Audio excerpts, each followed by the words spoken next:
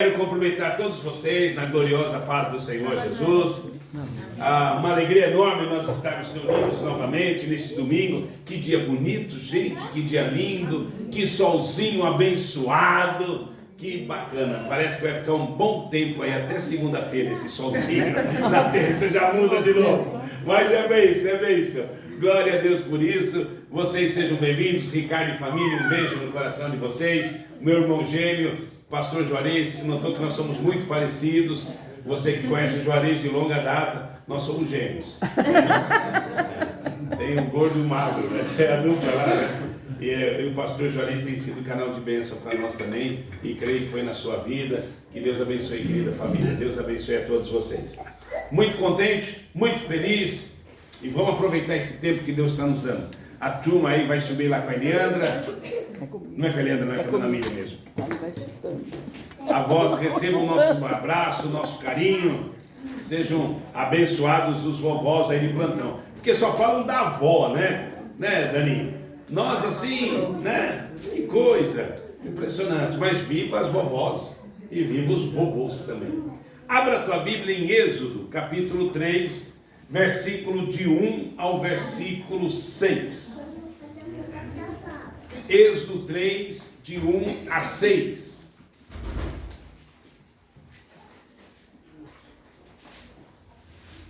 Êxodo 3, de 1 a 6. Diz a palavra do Senhor: Moisés pastoreava o rebanho do seu sogro, Jetro, que era sacerdote de Midian. Um dia levou o rebanho para o outro lado do deserto e chegou a Horebe, o monte de Deus. Ali o anjo do Senhor lhe apareceu numa chama de fogo que saía do meio de uma sarça. Moisés viu que, embora a sarça estivesse em chamas, não era consumido pelo fogo. Que impressionante, pensou. Por que a sarça não se queima? Vou ver isso de perto. O Senhor viu que ele se aproximava para observar. Então, do meio da sarça, Deus o chamou: Moisés, Moisés. Eis-me aqui, respondeu ele. Então disse Deus: não se aproxime, tire as sandálias dos pés, pois o lugar em que você está é terra santa. Disse-lhe ainda: eu sou o Deus do seu pai, o Deus de Abraão, o Deus de Isaque, o Deus de Jacó. Então Moisés cobriu o rosto, pois teve medo de olhar para Deus. Amém, amém e aleluia. O nosso irmão Hélio, ele possui uma gráfica. E nessa gráfica ele imprimiu um livro de um cantor da minha geração, do meu tempo, chamado Brother Simeon. Alguém conhece Brother Simeon? Uma geração mais antiga o conhece. E o Brother Simeon, então, com o Hélio Tanaka, escreveram este livro. E eu recebi 5 exemplares. Eu estou lendo esse livro. E esse livro é o tipo do livro que você pode presentear a alguém que está envolvido numa dependência química, de drogas e demais. Esse livro não está sendo comercializado ainda. Eu tenho alguns exemplares e cederia para você com o maior prazer, desde que você entregue isso a um parente seu, a um amigo seu, a um conhecido seu, que seja dependente de drogas. E esse livro conta a história dele. Ele praticamente viajou o mundo, literalmente como passageiro e literalmente como drogado. E é uma história muito impactante. E provavelmente, sem confirmação de data ainda, mas no mês de setembro, quando iremos comemorar 24 anos de aniversário de igreja, o brother vai estar conosco. Eu já o acompanhei em vários momentos, levamos ele para Tamarutaca, fui para ir com ele para São Paulo. Ele é um velhinho, ele ganharia o biscoitinho aí do Dia dos Vovós, né? Mas ele é um velhinho que percorre o mundo como um missionário. Hoje ele mora na Alemanha, mas o mundo é a paróquia dele. Ele está em tudo quanto é canto. Então, esse livro eu não estou vendendo, Eu estou dando graciosamente porque eu recebi, de graça dar, porque de graça recebesse. Mas para pessoas dependentes químicas, né? Poxa vida, pastor, eu queria aprender sobre isso. É uma boa leitura. Eu queria abençoar alguém. É excelente leitura. Porque realmente é um mundo que eu não vivi, graças ao bom Deus, mas é muito chocante. Então, se você quiser um exemplar, me procure eu, procure a pastora. E se esses 5 exemplares que ele me deu não forem suficientes, eu vou pedir para ele mais e tenho certeza que ele vai mais nos fornecer. Por quê, irmão? Porque eu quis usar o livro como um pano de entrada para nós, um pano de fundo assim. Porque é essa a nossa realidade. A transformação. O ser mudado por Deus. Como é difícil. Só quem é gordinho sabe como é duro fazer regime. Não é? Como é duro deixar um vício. Como é duro deixar uma situação outra. É terrível ser transformado, é difícil mudar. E eu acho até que em relação a alguns vícios pequenos, tipo cigarro, é complicado, mas tem alguns que são tão profundos, que meu Deus, que desespero de causa. E esse é o anseio de todos nós. Nós queremos ver Deus transformando o nosso coração, nos mudando, nos fazendo novas criaturas. Nós queremos mudar, mas a verdade é que nós temos uma dificuldade muito grande. A pastora citou um livro que nós de quinta-feira, e você está convidado a estar conosco na nossa célula aqui em casa, de quinta-feira, o livro intitulado Em Seus Passos que Faria Jesus. Alguns já estão lendo, estão sendo impactados, porque é uma pergunta difícil de se responder. Poxa vida, nessa situação que eu estou passando, como Jesus faria? Nesse problema, como Jesus faria? Nessa fechada do trânsito, como Jesus faria? No saber que alguém falou mal de mim, como Jesus reagiria? Então, quando você faz essa pergunta, você se abre ao agir de Deus, querendo te transformar, querendo mudar você. Agora, não é fácil, mas é possível.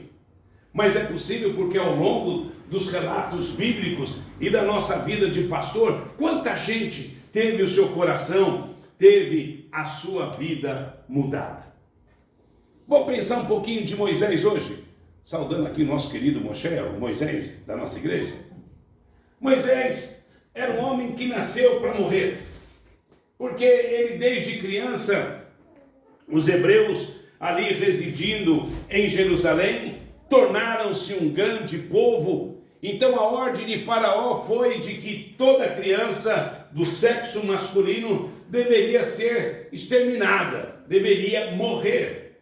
Os pais de Moisés então o colocam num cestinho e o lançam lá num dos rios do Egito, e aquele menino condenado à morte é resgatado pela filha do faraó, e ali é cuidado, e ali é abençoado, e como a irmã de Moisés estava do lado, ela faz com que a própria mãe do Moisés passe a ser a mãe que amamentava aquele menino.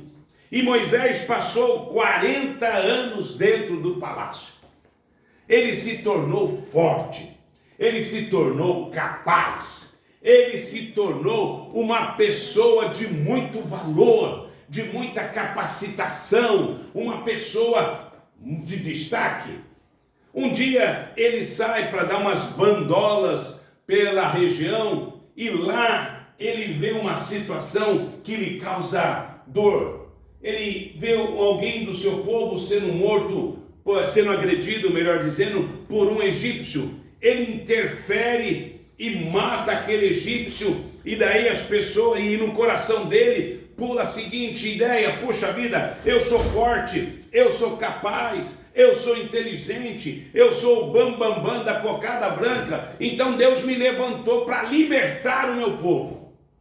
No outro dia, 2 patrícios seus brigavam, discutiam, ele interfere naquele sentido de juízo, de apaciguador, e aquele que agredia diz: você quer fazer o que você fez com o egípcio ontem matando? Moisés fica mal e foge do Egito. Vai lá nas campinas do Horebe, vai lá perto da casa do sogro, vai cuidar das ovelhas do sogro. Aquele grande e poderoso homem, criado no Egito, agora, com 40 anos de idade, passou a ser um pastor de ovelhas, de cabras. E isso é sintomático. Eu sempre brinco que o duro da nossa vida é o nosso padrão. O padrão de vida é um troço desafiador para todos nós. Né? Então eu fui criado na base da margarina, era pão na margarina. Melhorou, virou pão com manteiga. Melhorou um pouquinho, era mortadela aos domingos. Melhorou um pouquinho, agora já era mussarela. Melhorou um pouquinho, era mussarela e presunto. Melhorou um pouquinho e a coisa foi melhorando e o seu café da manhã foi se tornando cada vez mais gostoso. Mas de repente vem uma pessoa e fala para você, mas você entrou numa situação financeira, você vai voltar com pão com manteiga. Você fala, pastor, na chapa é uma delícia, eu também amo demais. Mas é uma decair? Voltar para margarina. Eu fico imaginando Moisés no palácio, regado daquilo que era do bom e do melhor. Mulheres, academia, cinema, shows. E de repente ele vai ser um pastor de ovelhas, num deserto, num monte. De repente ele vai estar ali trabalhando num serviço tão singular, tão simples, e cuidando de coisas que não eram dele. Eu creio que Moisés tinha uma certa frustração humana. Mas Deus é Deus. E Deus trata da gente. Um dia comum na vida do Moshe, ele estava lá trabalhando, e de repente diz o texto que nós acabamos de ler, que ao longe ele viu uma sarça queimando. E ele achou interessante que a sarça não se consumia. Ela pegava fogo, mas não se consumia. E isso desperta em Moisés a curiosidade de ver o que estava acontecendo. Meus irmãos, aqui é um trabalhar de Deus na vida de Moisés. Porque a sarça nada mais é do que um matinho. A sarça nada mais é do que aquele matinho que nesses programas aí os caras fazem assim e pega fogo. Na fricção, não encostaram uma pedra no outro. A sarça é algo insignificante. Meu Deus, o poderoso Deus se manifesta através de algo insignificante. Eu não sei como estava o coração de Moisés, a Bíblia não dá detalhes, mas me parece que Moisés estava se sentindo assim, insignificante, um zero à esquerda, um cara que errou e marcou um gol contra, um cara que perdeu o rumo da vida, um cara se sentindo menosprezado nas funções de pastor do seu sogro, que não era nem dele. Um cara que, poxa vida, eu fui levantado, Deus me salvou, me colocou no palácio para me ser um grande homem, para me libertar Israel. E olha para mim como eu estou. Não passo de um andarilho errante, de um pastor sem beira e sem eira. Eu fico imaginando no coração de Moisés o olhar aquela sarça e dizer, eu sou que nem aquela sarça. Um matinho, um zero à esquerda. Deus, na sua graça e misericórdia, se manifesta poderosamente naquele matinho. Deus, na sua graça e misericórdia, se manifesta naquela expressão do zero, expressão do sem valor, expressão de quem não tem não tem nada. Mas ela queimava, o fogo ardia, mas ela não se dissolvia. Então a primeira coisa que eu quero chamar a tua atenção é que um encontro com o Senhor Deus, essa angústia que anda nos nossos corações, passa primeiramente pelo nosso olhar. Moisés olhou, diz o versículo 2, Moisés viu que a sarça ardia no fogo, mas não o consumia. Irmãos, havendo Deus falado de tantas outras maneiras, nos falou hoje através de Jesus Cristo, Hebreus capítulo 1, versículo de 1 até o 6. Ele é o resplendor da glória. Como Deus no nosso dia a dia nos desperta para que o nosso olhar perceba a graça dele no meio de nós. Como Deus é incrível. Ele pega algumas sarças lá no teu dia a dia, algumas coisas que não têm valor para você, algumas coisas que você não identifica como importante, e Deus vai lá e te traz ensinamentos, lições, e trata de você. Coisas que às vezes nós não percebemos, que são até insignificantes ao nosso olhar, mas Deus as transforma em algo sobrenatural. O problema é que nossa visão é uma visão incrédula, é uma visão materialista, é uma visão de quem não percebeu a ação de Deus. Moisés foi chamado à curiosidade, e os olhos dele o levou à sarça, e ali ele enxergou um olhar diferenciado. Tem algo de Deus nesse negócio aqui. Alguma coisa Deus está fazendo aqui. Tem algo de Deus nessa sarça pegando fogo. Irmão, querida irmã, olha ao teu derredor, na tua vida. Enxergue coisas que Deus está fazendo para que você perceba que há uma manifestação do poder de Deus. Amém. Às vezes, o meu coração está duro e eu não consigo perceber isso. Às vezes, o meu coração está duro e eu não consigo perceber o que Deus está fazendo. Às vezes, o meu coração está duro e eu não consigo enxergar a graça de Deus do meu ladinho. Parece-me que eu estou com os olhos vedados. Eu gosto muito, e vocês conhecem bem, a passagem do cego Bartimeu. O cego Bartimeu, lógico, como cego, não enxergava, mas estava atento, mas ouvia bem, mas estava ligado no que estava acontecendo. Irmãos, o que Deus está falando comigo nessa manhã é: descortina o teu olhar, tira a tenda dos teus olhos e enxergue o amor de Deus batendo a porta do teu coração a cada nova manhã. Enxergue o que Deus quer revelar a você. Enxergue que tem algo de Deus maior do que você está percebendo.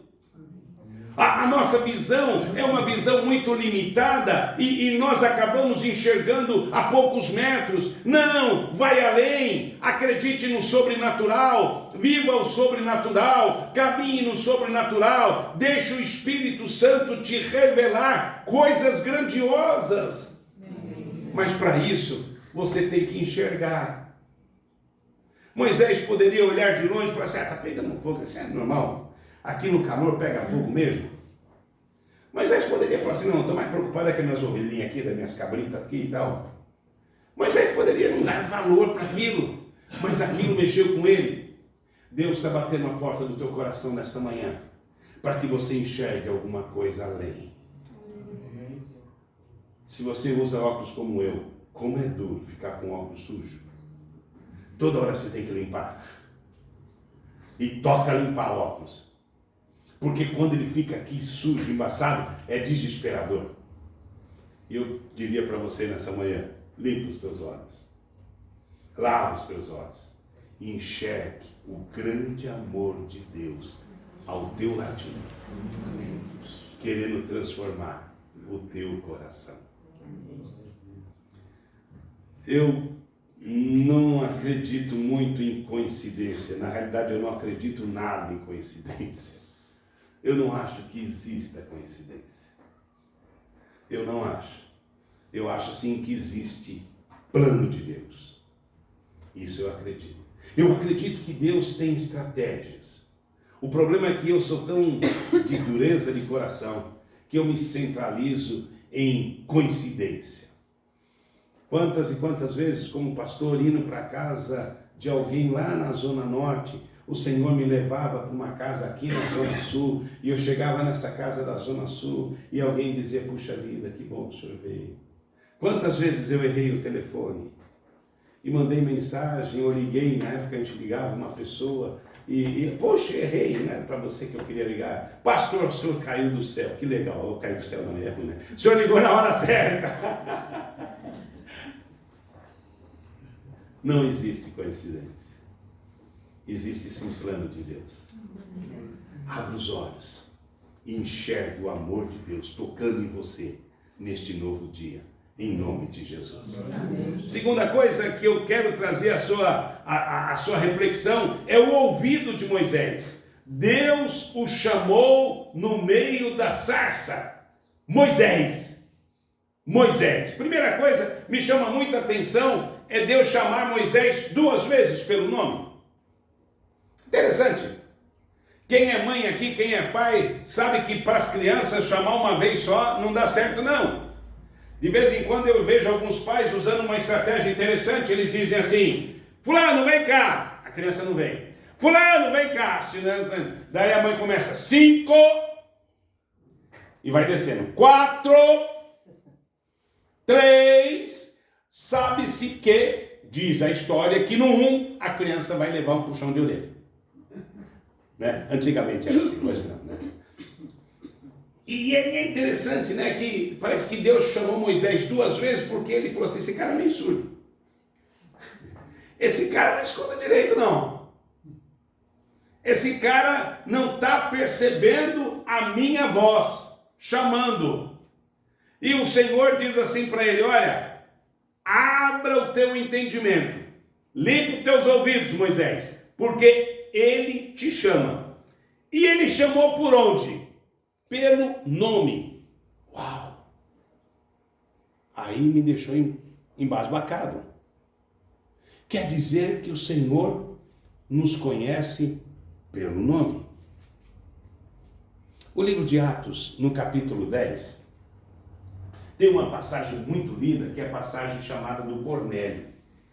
Cornélio estava orando, Cornélio era um guarda romano, um centurião, e ele estava orando, comecei a andar, esqueci, né? E ele estava orando, e Deus revelou para ele em amor, dizendo assim, olha, manda alguém lá na cidade de Jope, e chama um cidadão chamado Pedro, Simão, por sobrenome Pedro. Olha que interessante. Deus deu o endereço, deu o CEP, deu o GPS, deu tudo certinho. E onde está o Pedro? Ele está na casa de um outro Simão. Que Simão? O curtidor. Irmão, recebe isso na tua manhã. Deus conhece o teu nome. Amém. Não adianta ter nome difícil. Ele conhece o teu nome. Não adianta ter apelido. Ele conhece teu nome. Eu sempre fui gordinho, bonitinho, tinha cabelos, não é? E quando eu era pequeno, na faixa etária dos 10 anos, o meu apelido era Dumbo. Dumbo era o elefantinho voador. E eu gostava tanto desse apelido que eu tinha uma jaqueta verde e eu escrevi atrás, The Dumbo. Até em inglês. E onde eu jogava bola e eu, por ser gordinho, a minha função maior era ser goleiro. porque ninguém me escolhia para jogar. Só faltava um jogador no time, que era o goleiro. Então o único cargo que me aceitava era no gol. Eu ia. E por ser gordo, acho que eu ocupava espaço, não sei, parece-me que eu consegui ir bem. Às vezes tem pessoas que têm apelidos que são mais fortes do que o próprio nome. Você conhece alguém assim? Né? Não digo apelido assim de careca, gordo. Não, de apelido que carrega ao longo da vida, né? Mas eu quero tranquilizar o teu coração. Deus te conhece pelo nome, te conhece pelo apelido, te conhece pela profissão, te conhece pelo sobrenome. Deus te conhece. E é isso que ele faz. Ele chama Moisés. E ele chama Moisés 2 vezes. Ele diz assim: Moisés, Moisés. E Moisés então dá a resposta: eu quero ouvir esse Deus. Eu quero ouvir esse Deus está me chamando. Irmãos, pensa comigo, olha essa multidão de gente que existe nesse planeta. Deus está te chamando. E eu diria que ele chamou mais de uma vez você. E você recusou, e você não escutou, e você ficou quieto. Moisés, será que foi voz de vó? Moisés, Momô. Ou foi voz de sargento do exército? Moisés! O caboclo acordou. Como foi o chamado de Deus para Moisés? Não sei. Eu sei que foi um chamado que impactou. Eu sei que foi um chamado que estremeceu as pernas do Moshe. Eu sei que foi um chamado que bateu no coração dele. Eu sei que foi um chamado maravilhoso. E Deus está chamando você também. Deus também está batendo na porta do teu coração. Deus está dizendo: você é importante. Você é importante. Eu te levantei, eu te supri, eu te abençoei, eu te coloquei de pé, porque você é muito importante. Terceira coisa. Deus trata de Moisés também com os pés. No versículo 5 ele diz assim: tira as sandálias dos pés, porque o lugar em que tu estás é terra santa. Aqui a ideia, entre várias outras ideias que os grandes pregadores tiram, é a ideia de rendição. Se a transformação vem pelo ouvir, se a transformação vem pelo enxergar, a transformação vem pela rendição. Como é duro a gente se render. Como é duro a gente se prostrar. Nós cantamos uma canção agora que fala de rendição. Como é difícil eu me colocar nas mãos do Senhor e dizer: eu me rendo. Seja feita a tua vontade, Pai. Seja feita a tua vontade na minha vida. Eu me rendo nos passos de Jesus. O que eu faria? Eu me rendo. Como é duro se render.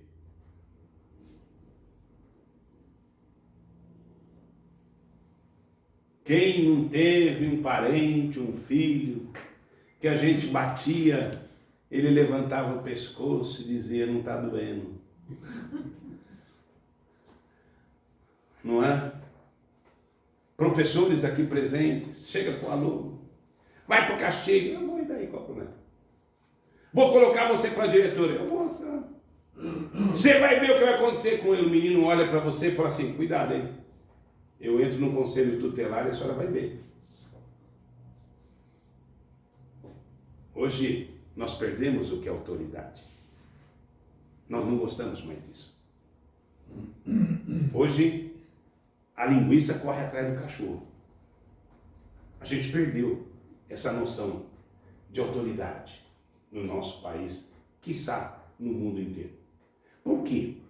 Porque é difícil se render. É difícil dizer, puxa vida, Senhor, seja feita a tua vontade, Senhor. Eu não estou entendendo, eu não estou compreendendo, mas seja feita a tua vontade. Eu acho que Moisés chegou nesse nível. Ele olhou aquela sarça ardendo, ele lembrou da vida dele, ele lembrou da história dele, e ele se rende aos pés do Senhor, e ele diz, Senhor, seja feita a tua vontade. Meu Deus, como isso é difícil. Mas eu diria que isso é básico, é condição sine qua non. Nós precisamos nos render.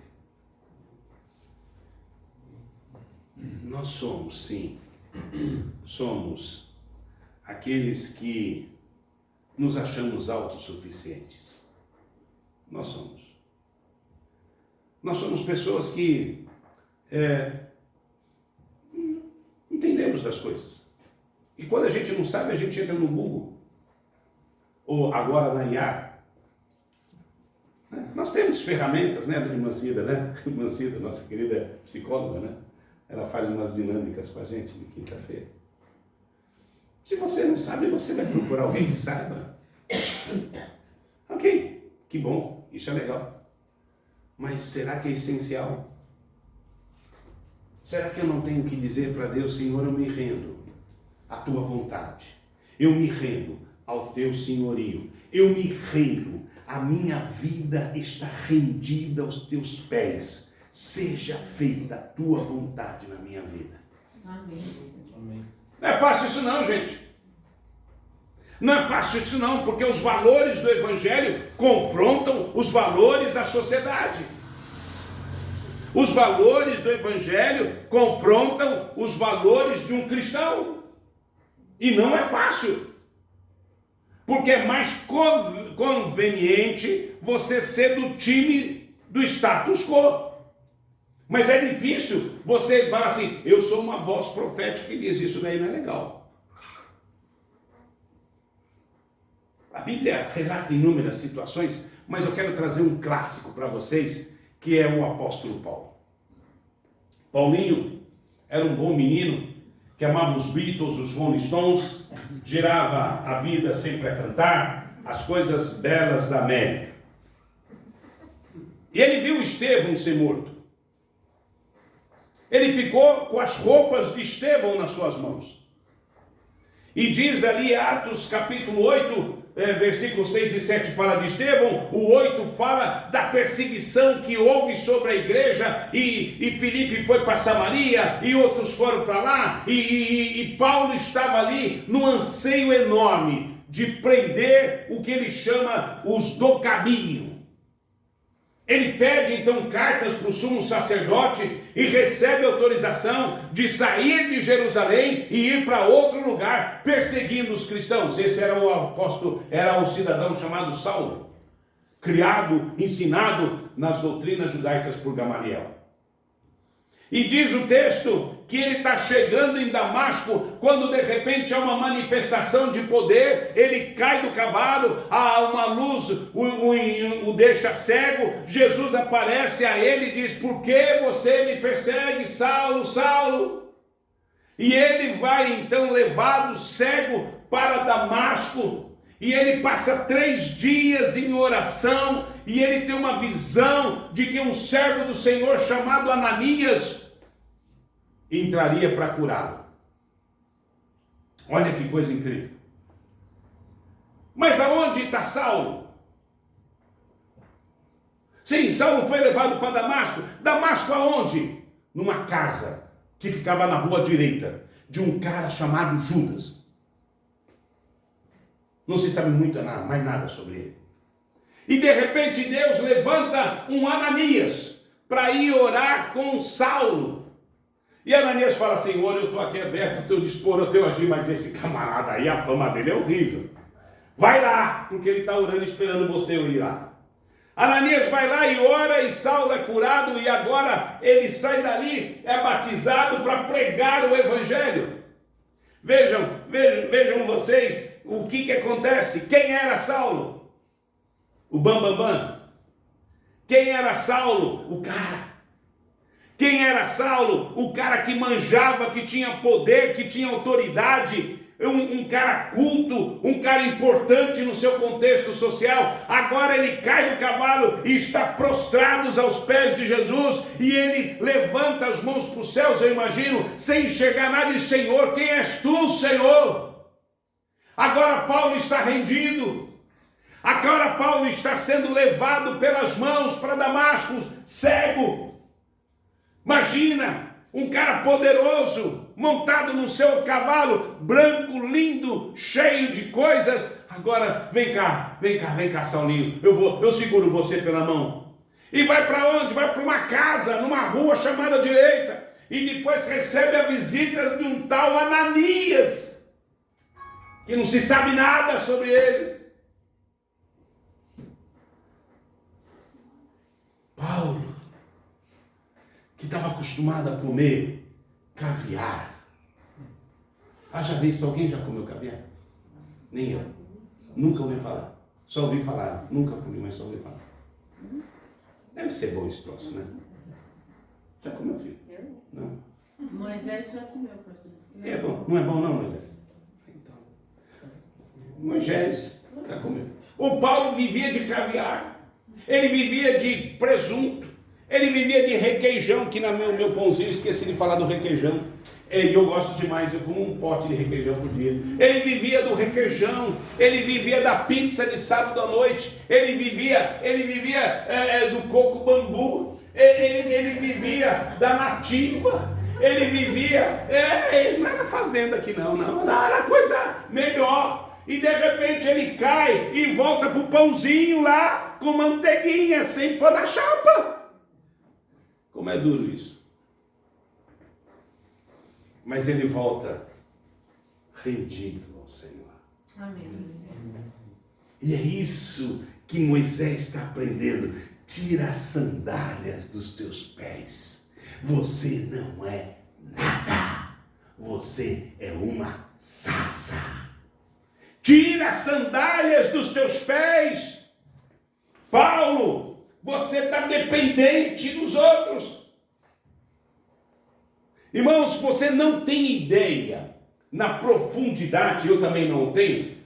Quem sabe o pastor Juarez um pouquinho mais. Mas o que Deus quer dizer? Humilhai-vos diante da poderosa mão do Senhor, e Ele vos exaltará. O Senhor ama os humildes. Ele tem uma predileção pelos humildes. Porque o humilde, ele se rende. Humilde é rendido. Humilde, ele se coloca aos pés. O que o Senhor traz é de gente que tira sandálias em sinal de reverência e se rende. Amém. E se rende, pode dizer como Paulo depois: não sou eu quem vivo, Gálatas 2:20, mas é Cristo que vive em mim. Amém. Porque para mim o morrer é lucro, é bom demais. Porque eu vou estar nos caminhos do Senhor. Irmãos, nós precisamos de recuperar isso entre nós.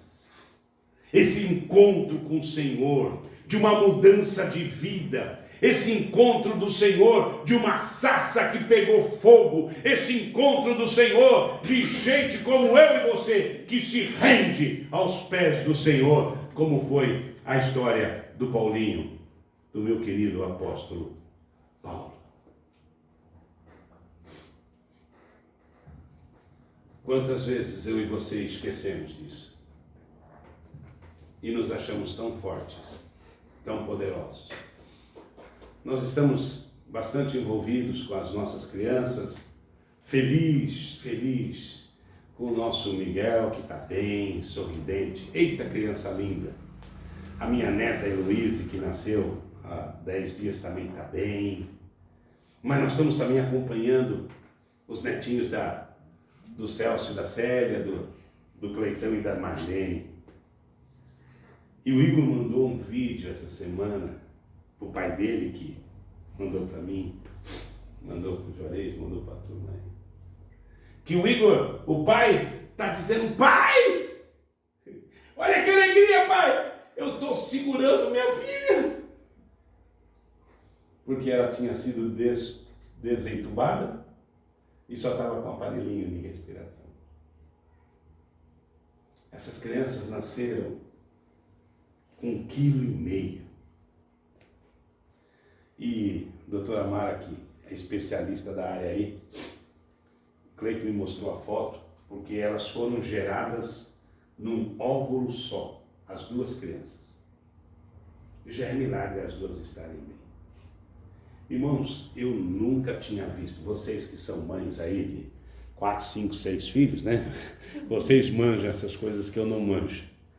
Eu nunca tinha visto o tal do cordão umbilical enrolado. Gente, pensa no... Olha assim, olha o simplista aqui, né? Olha o analfabeto aqui. Pensa numa mangueira enrolada. Esse foi o cordão umbilical que a doutora, quando fez a cirurgia, as doutoras do nascimento das crianças. E o que o Igor nos contou é que uma médica começou a chorar, dizendo: essas crianças são milagre de Deus. É fantástico isso. É fantástico isso. Há dias atrás nós chorávamos o falecimento da Duda e no mesmo dia nascem 2 crianças. De uma situação que a princípio diríamos sem expectativa. Isso é fantástico. Não é TV Globo não, mas é incrível. O que é isso? É você se humilhar nas mãos de quem tem poder. Você se humilha nas mãos de tantas coisas, de tanta gente. Tem tanta coisa nos dominando, irmãos. Tem tantas coisas nos dominando. Rapaz, é terrível. A gente assistiu lá os jogos da Copa e eu falei: agora eu vou prestigiar aqui. Eu não quero assistir futebol, mas vou assistir um pouquinho. Assisti um pedaço do jogo do Santos, eu como corintiano torcendo para o Santos. Meu Deus, que coisa horrível. É voltar para trás. É voltar lá atrás. Deus está tratando o nosso coração para que nós sejamos os humildes, porque o humilde se rende, o humilde se entrega, o humilde não tem saída, o humilde só tem uma coisa a ser feito: eleva os meus olhos para os montes, de onde me virá o socorro? O meu socorro vem de quem? Do Senhor, que fez os céus e a terra. Amém. Glória a Deus. Humilhar-nos diante da poderosa mão do Senhor. Quando Moshe viu aquela sarça pegando fogo, ele tirou as sandálias, que ele disse: epa, aqui é lugar santo. Aqui é lugar santo. E Deus fez a obra na vida de Moisés. E Moisés saiu dali transformado. E eu gostei muito de uma frase que eu vi na internet. Moisés chegou como pastor de ovelhas e saiu como libertador de Israel. Eu acho que Deus tem muito mais para a tua vida do que você tem vivido. Eu acho que você é uma bomba atômica nas mãos do Senhor. Eu acho que você é aquele cara que tem uma Ferrari vermelha e tem a Ferrari vermelha lá na garagem, porque não tem gasolina para pôr na Ferrari vermelha. E eu pergunto: o que adianta uma Ferrari vermelha na garagem? A Ferrari vermelha é para dar umas voltonas bacanas com ela aí, né? Você imagina o pastor Romeu com uma Ferrari vermelha no Campolim, na General Carneiro? Meu Deus, já pensou? Imagina, né? Ontem nós fomos lá na festa da prefeitura, imagina eu chegando com uma Ferrari vermelha. Estaciona aqui, faça favor. Irmão, nós estamos brincando com esse negócio aí, mas essa semana eu fui num evento aí que envolveu os caras aí, e estava frio, e eu falei para mim: eu vou de paletó. Irmãos, como o paletó abre portas. Me chamaram de advogado, de funcionário da prefeitura, e me colocaram numa sala VIP. E eu com a cruz, tudo de pastor, mas estava de paletó. Juarez, é o segredo. A gente que vai nesses eventos para comer, Jura, Vocês não sabem o que o pastor Juarez come. Vocês não conhecem. É magro, é meu irmão gêmeo, é magro, mas só Jesus na causa. Né? Mas Juarez é em palitozinho. Você chega lá, esse palitozinho mais alto. Chega lá, doutor. E eu queria sair do evento e não sabia a porta para sair. Eu me perdi. Daí alguém falou assim, sobe por aqui que o senhor é sala VIP. Eita glória! Cheguei lá, Juarez. Café expresso à vontade. Coca à vontade. Coxinha à vontade. O que eu fiz? Enchi os bolsos de esfirra, de coxinha. Peguei uma Coca zero e desci pro povão. E tinha visto uma família lá da Metodista. Cheguei para a família e falei assim, olha o que eu trouxe para vocês.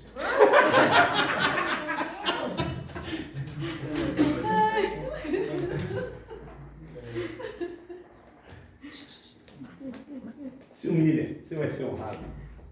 Porque Deus te levantou como canal de bênção. Amém. Deus te levantou como abençoador da tua família. A tua empresa vai ser melhor por causa de você. A tua família vai ser melhor por causa de você. A rua onde você mora vai ser melhor por causa de você. Você é o canal de bênção. Deus está fazendo uma sarça hoje pegar fogo para que o teu coração seja incendiado no poder do Espírito Santo e você seja a bênção em nome de Jesus. Fica de pé comigo, fica de pé.